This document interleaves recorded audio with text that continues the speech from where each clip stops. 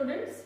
I hope you all are doing good and hoping that you all are enjoying these videos as well. Today I am here with yet another joyful experience in our today's session of General Science. Children, you all know we have these 5 senses, and with the sense organ we experience various feelings. Like the sense of smell with nose, we could sense the things, we could feel the things with touch, that is our skin. We could taste various substances with the help of our tongue. We can hear the sound, the sense of sound about which we talked in our previous videos. So the sense of sound with the ears and our eyes help us to see the world around. The sense of sight. One of the most delightful experience of our life is experiencing the beauty of the nature, and our eyes helps us in doing so. But is that the only requirement to see the things around? Definitely not. It needs the support of light around. Light. One of the form of energy which gives us these joyful experiences of the surrounding nature, the colors, the textures, etc. In our today's chapter, we are going to talk about one of the property light has, and that is the reflection of light. So, let us begin with chapter number 16, reflection of light. Children, can we see the things, especially at night when the lights are switched off? Here is one example. The person entered the room and he could see the things only and only when the lights are switched off. So that is a necessary thing, that is one of the necessity to experience these things around. Let us understand how do we see the things. Whenever we look at an object, what makes us perceive the object is the light that comes from that object, either directly from the object or being reflected by the object. Like you could see over here, there is a light source over here, sun. From there the light falls over the tree, and from the tree the light reaches to the person. This light that reaches the person is called as the reflected light. As I mentioned in the chapter name, we are going to study the reflection of light in this chapter. Let us try to understand how reflection actually takes place. What is reflection? You could see here there are some rays of light that have started from this torch. These rays of light are directed over this surface. Let us call it a mirror or a very plain surface. And from there you could see some of the rays have turned in a different direction but in the same medium. This turning back of the light is what is the reflection. So what is reflection of light? When light rays falls on an object, their direction changes and they turn back. This is called the reflection of light. So the light rays that started from this torch, when they hit this surface, from there they turned back into the same medium. That means they get reflected. Let us try to prove this reflection with the help of an activity. For this activity, we will require a drawing board or a table. Drawing board is generally a soft wooden surface. Over that, we have to fix a white sheet of paper. With the help of board pins, as you could see here, 4 of the board pins been fitted here. So with the help of the board pins, you have to fix a white sheet of paper over the drawing board or over the table. demonstration or for this activity is a comb. Take a white toothed comb, put some glue on two ends of this comb and then fix two sheets of black paper on those two corners, that is where you have put the glue. So fix it so that there is only one aperture left out. There is only one small opening, that is the distance between the two parts of the comb or the two tooth of the comb. So the distance between that would be sufficient enough for our experiment. So create such aperture with the help of these black papers when fixed on the two sides of the comb. Now place this comb with the help of a support perpendicular to the paper.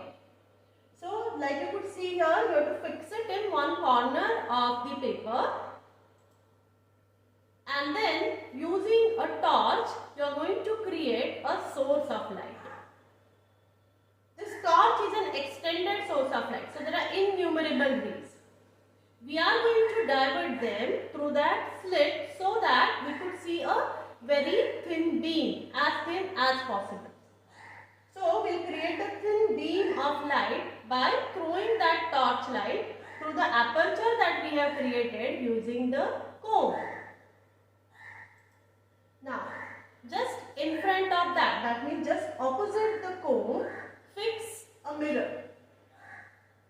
As you fix the mirror, you will see the light has started turning back. Now it no more goes just forward, it turns back. The best results will be obtained if you perform this experiment in a dark room. You will get to see from this mirror the light ray has turned back. Now this is what is the reflection. So as the ray of light hit this surface, from there it changes path and it turns back into the same medium. This is how the reflection takes place. Do try this activity at home too. Now just shift this torch a bit and change the angle with which the beam of light was falling on the mirror. You could see in the earlier one it was slightly wider.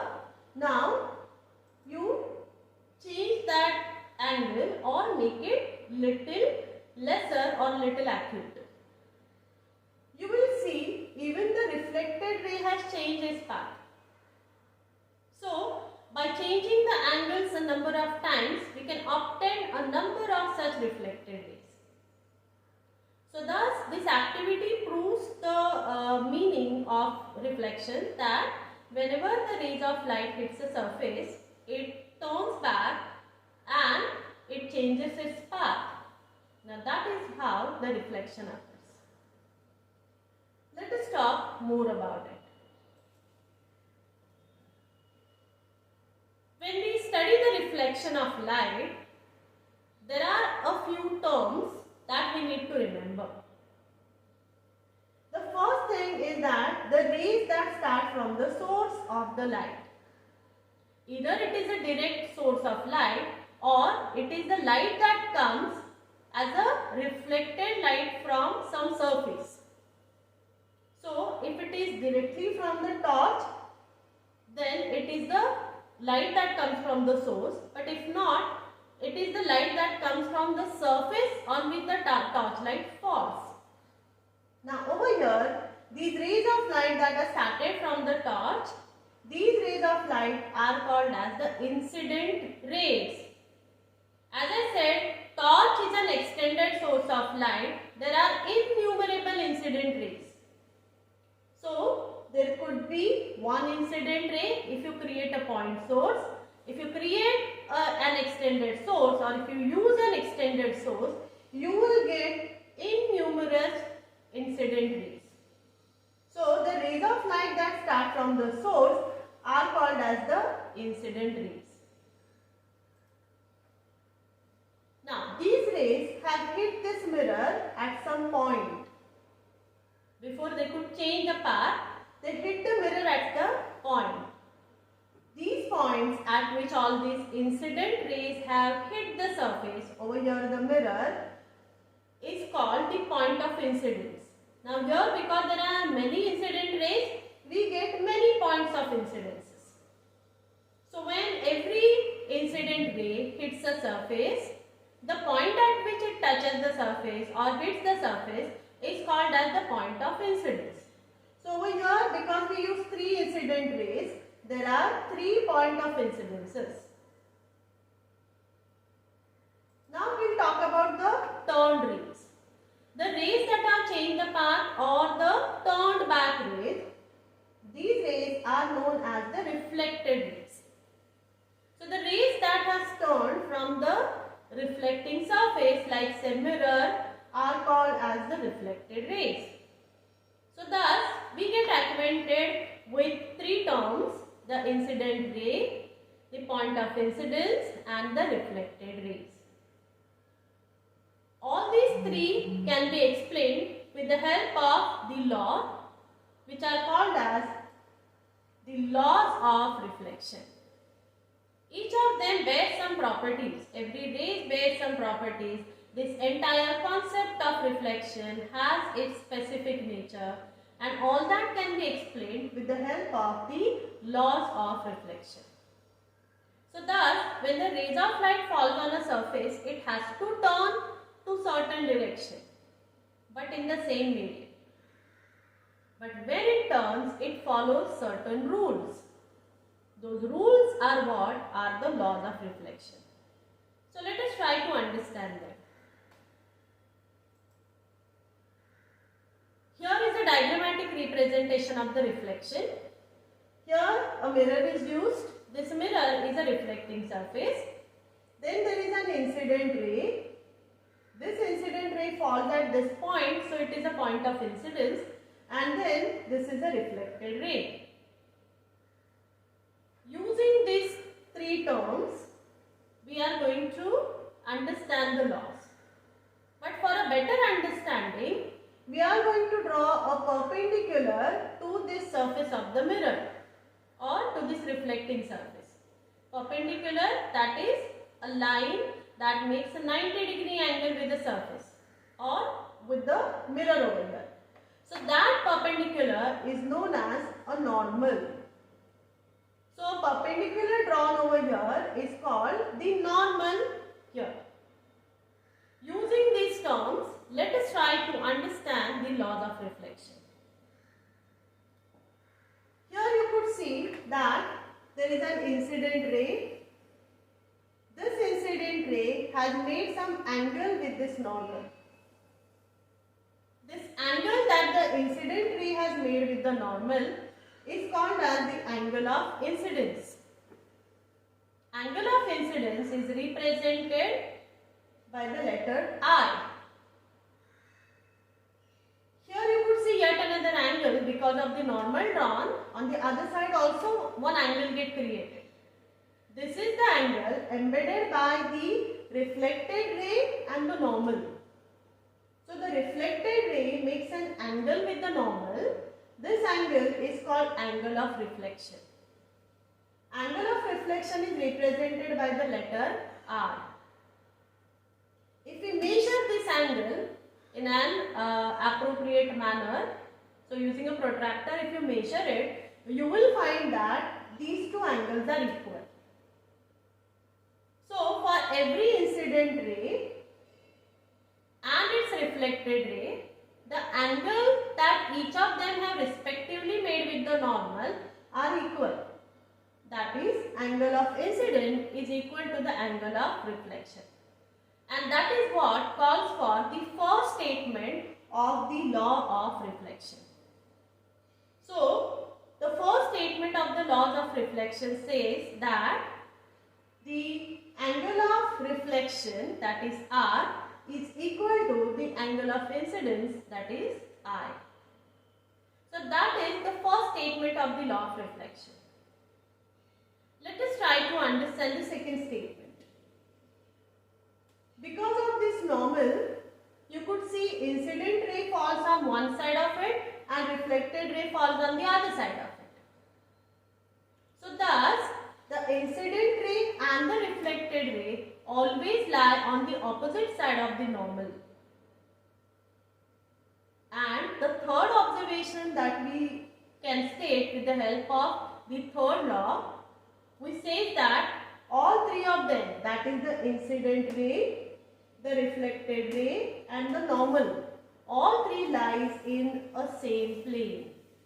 So they all lie in the same plane, that is they all are on the one of the side of the reflecting surface.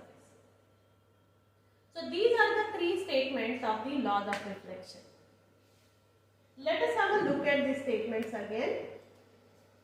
So the first statement of the laws of reflection states that the angle of reflection is equal to the angle of incidence. That is, angle R is equal to angle I, or the other way round. Angle I is equal to angle R, one and the same. The second statement says that the incident ray, the reflected ray and the normal lie in the same plane. Statement number 3 says that the incident ray and the reflected ray are on the opposite sides of the normal. So thus these are the three statements of the law together are called as the laws of reflection. Let us try to understand more of these laws with the help of this label diagram. So now instead of mirror you could see this straight line over here. Okay, these slanted lines that are drawn over here indicates that it is a reflecting surface. It is an opaque surface. It is not a transparent one. So if you place a mirror like this, okay, this mirror or the reflecting surface over here is labeled as AB. Then there is an incident ray PO. This incident ray PO hits the mirror at the point of incident O, and then it gets reflected from there as OQ. So thus OQ becomes the reflected ray. The segment ON over here is a normal. Angle I is the angle of incidence and angle R is the angle of reflection. So thus, let us go according to the statements. The first statement of the laws of reflection states that the angle of reflection is equal to the angle of incidence. Over here, what is the angle of reflection? Angle QON is the angle of reflection. And what is the angle of incidence? Angle PON is the angle of incidence. So from this diagram, according to law, we can say that angle QON is equal to angle PON. That is, angle R is equal to angle I. Now, let's come to the second statement. According to the second statement, the incident ray, the reflected ray and normal all three lies in the same plane. So thus over here, the ray PO, the ray QO and the normal ON all three lies in the same plane. Statement number 3 says that incident ray and reflected ray are on the opposite side of the normal. And thus over here, the ray PO and the ray QO are on the opposite side of the normal ON. So thus student, even with the help of the label diagram also, you should be able to state the laws. You should be able to explain the laws. So I hope you all have understood this concept of the reflection and the laws associated with it. Let us move ahead with the next concept now. The next concept is all about reflection again, but here we are going to understand how the reflection takes place differently over different surfaces. Over here, the surface used is an absolutely plain surface. Now this plain surface could be a polished metallic surface, it could be a piece of mirror, okay, or it could be a polished marble, it could be any smoothened surface. When the rays of light falls on the smoothened surface, okay, like you could see over here, this source of light has these extended incident rays and they fell over this smooth surface, that is that vertically placed mirror. So when the rays of light which are parallel, these parallel rays of light, when they hit any plane surface, they all turn back, that is as per its nature they all get reflected. But when they all get reflected, if you notice, they still stays parallel. So as they fall parallel, they get reflected as parallel rays. Such a kind of reflection is called the regular reflection. So whenever the rays get turned or whenever the light get reflected from any plane, any smoothened surface, the reflection is called as a regular reflection. Now in this regular reflection, the incident rays are parallel to each other, the reflected rays are parallel to each other, and therefore the angles that they make with each other also hold the relationship. Let us understand that relationship. So in case of regular reflection, if the angles of incident for every incident ray are considered to be I1, I2, I3 and so far, dot dot dot is endless. As I said, extended source can have countless number of rays.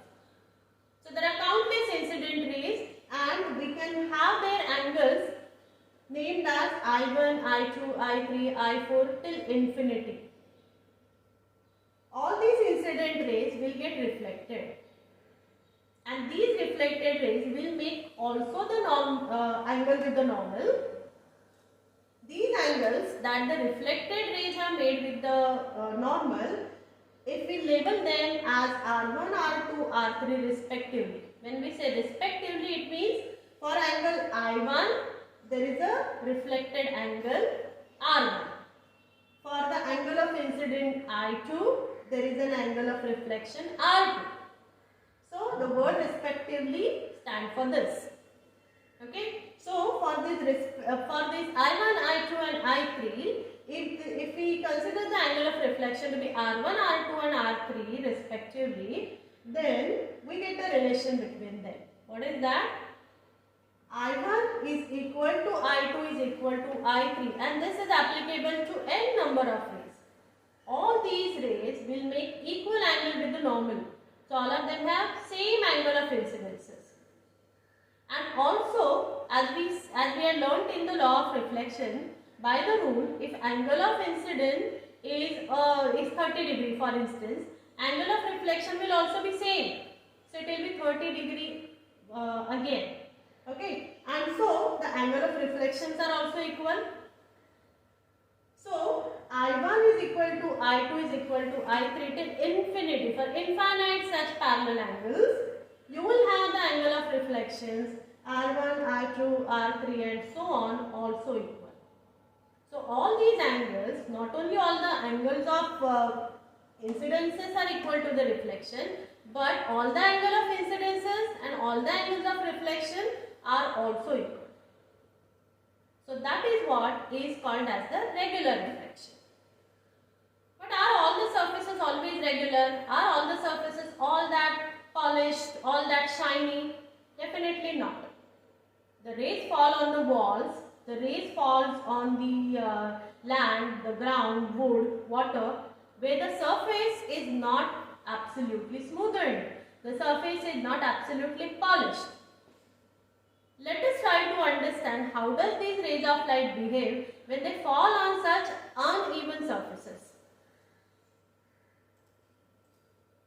If the rays fall on such uneven surfaces, even they fall as parallel, you could see here the blue rays look to be parallel, but the red ones no more are parallel.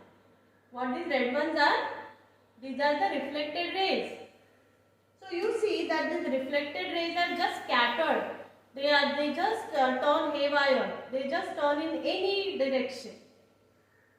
Now this is what is known as an irregular reflection. So when the surface is not polished, when the surface is uneven, when the surface is rough, the reflection is no more as before. The reflected rays just scatter in different direction. Such a reflection is called as the irregular reflection. Let us understand how and why does this happen. You could see here all these purple rays or say blue rays. They start as parallel rays, but they hit at different depth. They hit the surface at different depth, and therefore their angle of incidences are not equal. Even though they start as parallel, but the point of incidence is different for every angle, and therefore the angle that they have made with the normal is also different. So here none of the angle of incidences are equal. And then when they turn back from the different surfaces making different angles, you could see these angles also get changed. That means not only the angle of incidences are different, but for every angle of incidence, its angle of reflection also changes. It doesn't stay the same. Okay? Thus, for irregular reflection, if the angle of incidences are I1, I2, I3 and so on, angle of reflections are R1, R2, R3 and so on, then we see that I1 is not equal to I2, which is not equal to I3, which will not be equal to I4, I10, I100 and infinity. And they also will not be equal to the reflected respective angles. So thus they are also not equal to R1, which is also not equal to R2, which is not also equal to R3 and so on. So that is the basic difference between this regular and irregular reflection. So you see students, although the laws of reflection are followed by both the rough and the smooth surfaces, the end result is not the same. In irregular reflection, the end result or the end of reflection results into scattering of the light in different directions. So I hope you all have followed these two concepts. So in this video we have learned about reflection, we understood the laws of reflection, and we learned these two types of reflection, the regular and the irregular one.